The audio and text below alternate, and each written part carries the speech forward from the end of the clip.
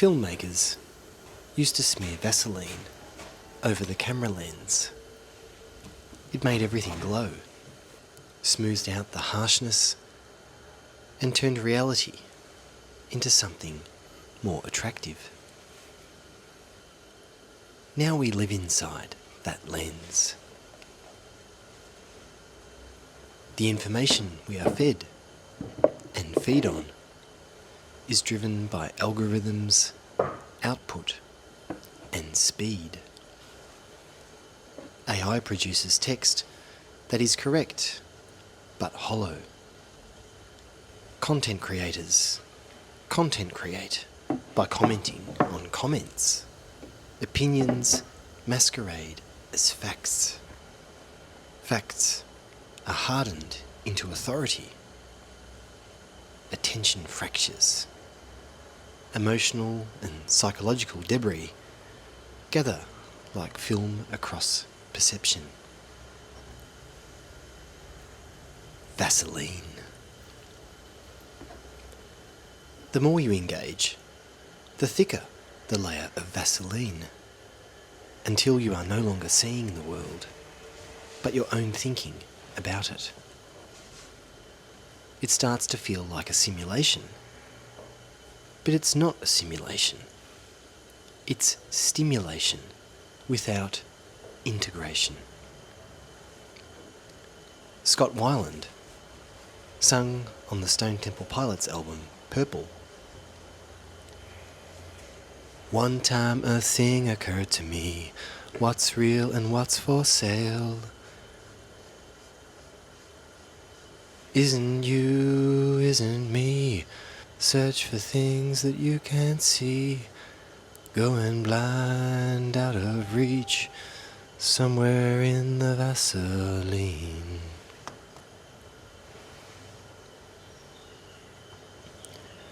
Vaseline is the condition when intellect mistakes itself for reality. In the Vaseline, intelligence is everywhere, but mind is nowhere.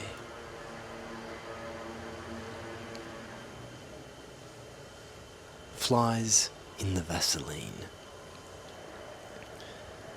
I started noticing when this feeling appeared, and two examples stood out. The first was AI-generated speech. It's articulate and correct, but patterned and sterile. The second was an Instagram reel from an investigative journalist I follow, factual and compelling, but in which something was not quite right. Both are filled with essentially valuable information, but both miss something essential. With regard to AI text, Professor Hans-Georg Moeller puts it very well. AI-generated work is usually correct, but it sounds sterile, predictable, and simulated. AI talk is right to the extent of being wrong. It kind of offends the expectation of however flawed authorship. There's somehow a sense of sadness. There's a feeling of loss. A loss of the familiar agent behind the text. A loss of style. A loss of personality. Or more precisely, a loss of a sense of self that somehow feels like an insult and a threat.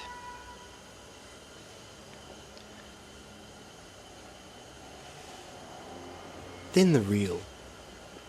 A journalist dismisses disagreement in the comments section by asserting that disagreement itself is not a legitimate position.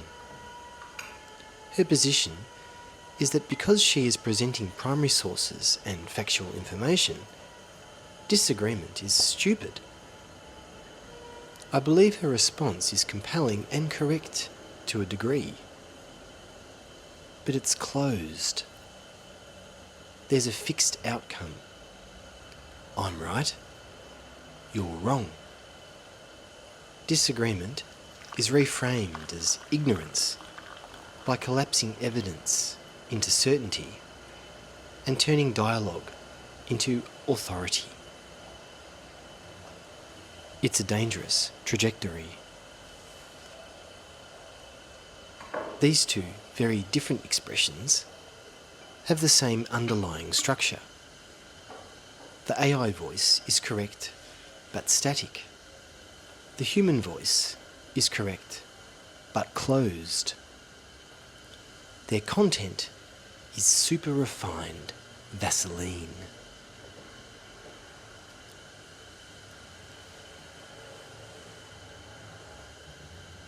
Flies in the Vaseline we are. Sometimes it blows my mind. Keep getting stuck here all the time.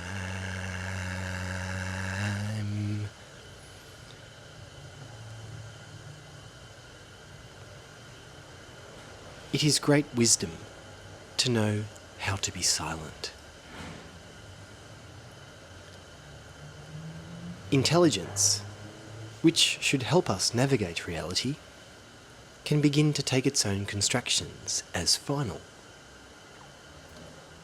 When this happens, interpretation hardens into assertion. Beliefs become identity. Ideology becomes tribe. And cherry-picked facts become weapons. This is not so much a failure, but an overreach of intelligence, trying to become reality itself. When we stop meeting what is in front of us as open-ended and changeable, we relate to what we have already decided it must be. Jacques Derrida called this logocentrism, a naive devotion to reason, logic, and clear definition, underpinned by a faith that language can fully capture reality.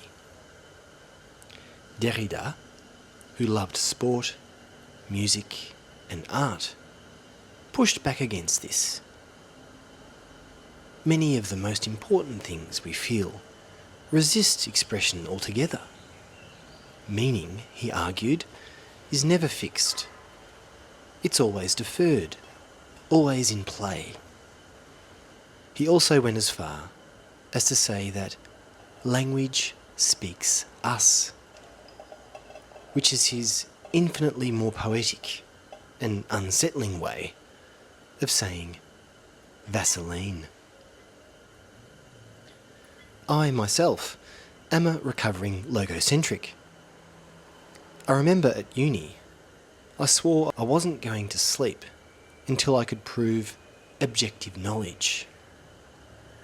After copious cups of coffee and 3 inspired days of scanty sleep, the smelly and panda-eyed me met my metaphysics lecturer and conceded, "You've broken me. I don't think you can capture objective knowledge in language." He chuckled lovingly. "It looks like you've had a red-hot go.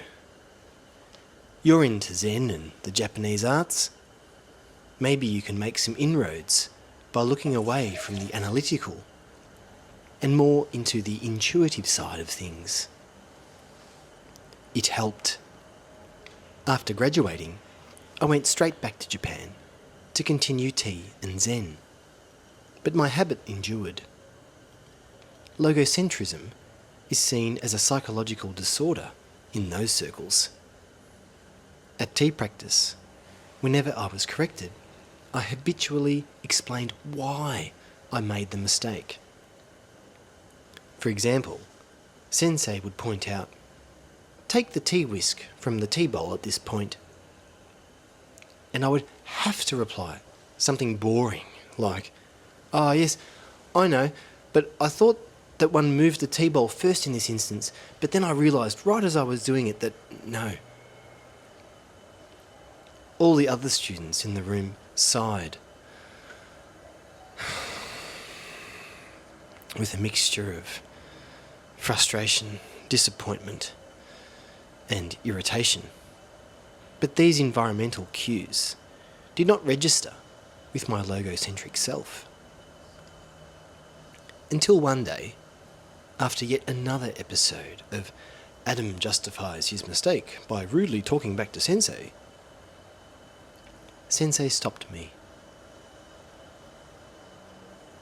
Adamu-kun, no one here is trying to make a mistake.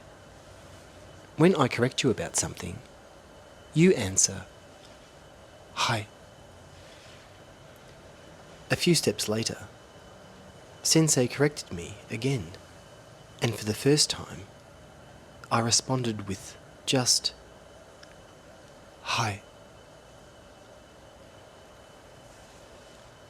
In that moment, something opened and something fell away.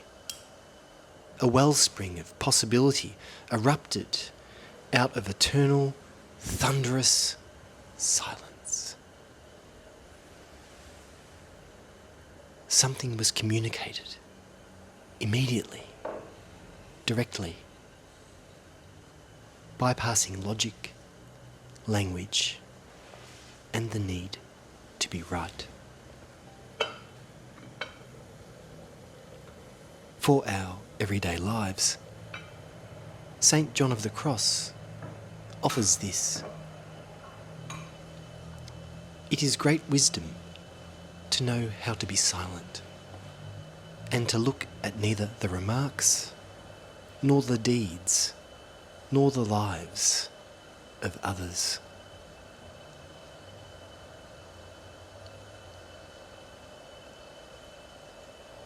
Inner necessity. Wassily Kandinsky identified a split that occurs when art forgets what he calls inner necessity. When artists create not from their inner necessity, two situations generally emerge. 1. Empty imitation. The work is technically correct and faithful to appearances, but hollow. It copies the surface of reality without touching its depth. It doesn't nourish. 2. Ungrounded expression.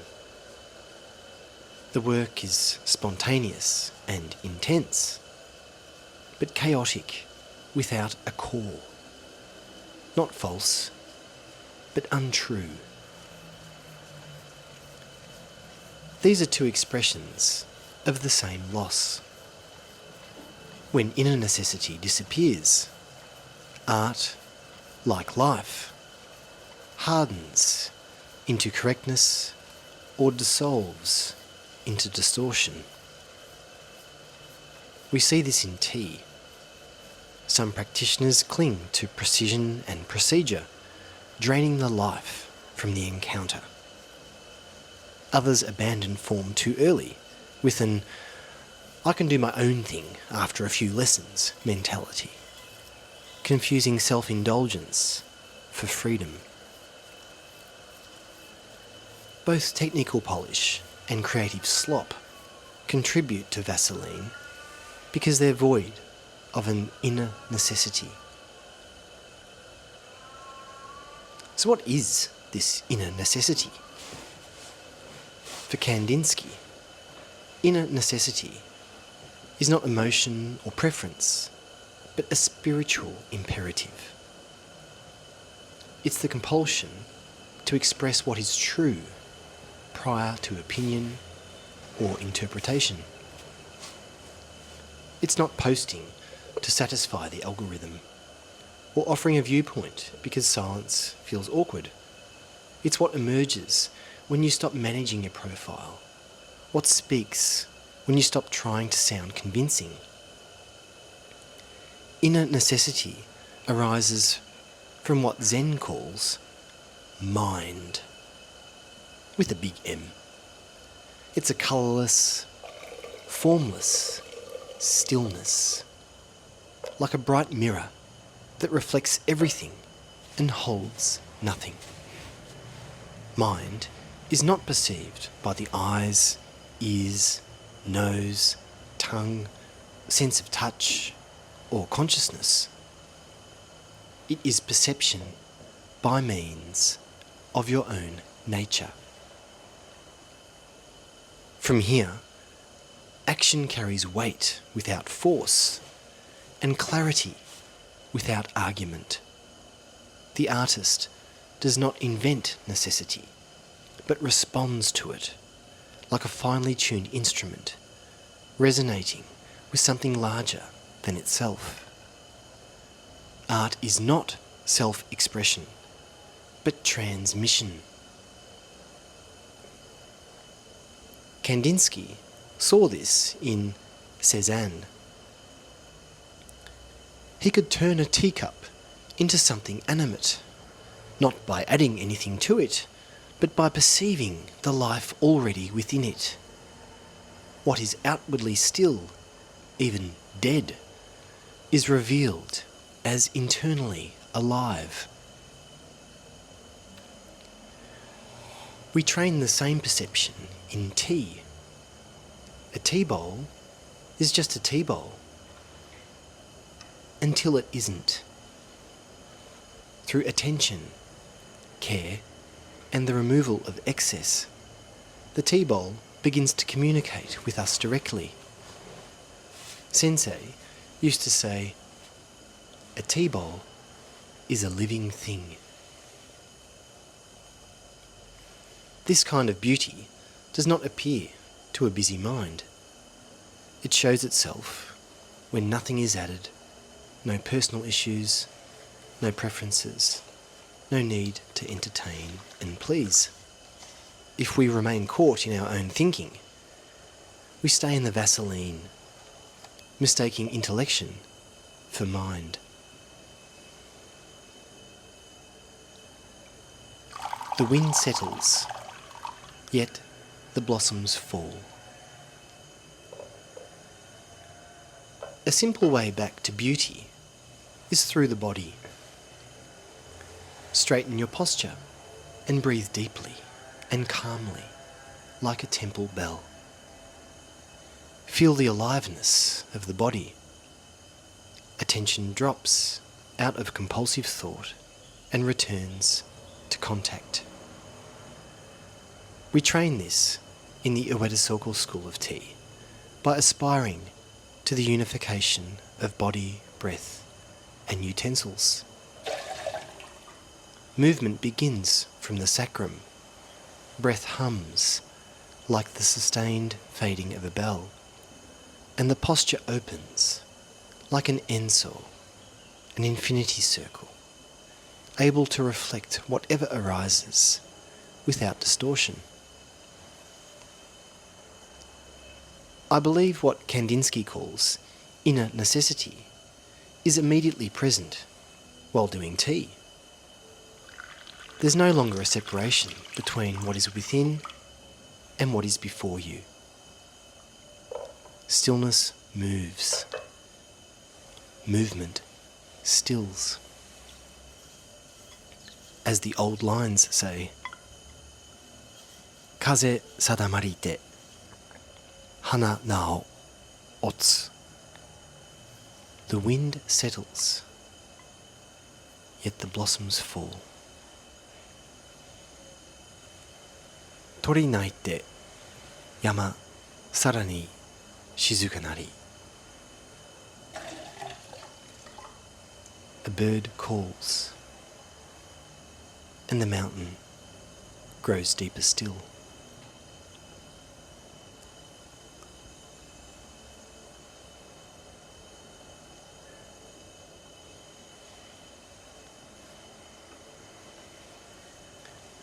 I have a very great friend in Rome called Biggus Mindus. We cry out at birth with everything we have.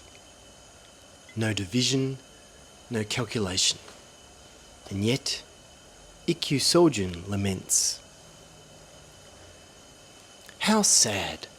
Year after year, the young gain more knowledge, and year after year, they move further away from big mind. As we accumulate knowledge, opinions, and distinctions, the mind tightens, hardens, becomes smaller, more divided, and more certain. We learn to interpret before we see, to judge before we meet. The vastness we once moved from is obscured. This is small mind. But if, through your practice, the small mind's constant intellectualization of reality starts to shush, a mind without punctuation becomes apparent.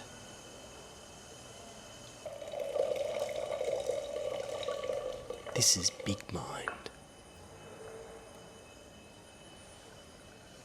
Nishida Kitarō says of it, "There's something bottomless within me, I feel. However disturbing are the waves of joy and sorrow, they fail to reach it." We return to it by letting correction land without defence, by allowing what is seen to change you before you respond, by not debating whether something is wrong or right, but being grateful that people have a unique point of view. Welcome to tea practice. First you boil water, then you make the tea and drink it. Meister Eckhart said, "The eye through which I see God is the same eye through which God sees me."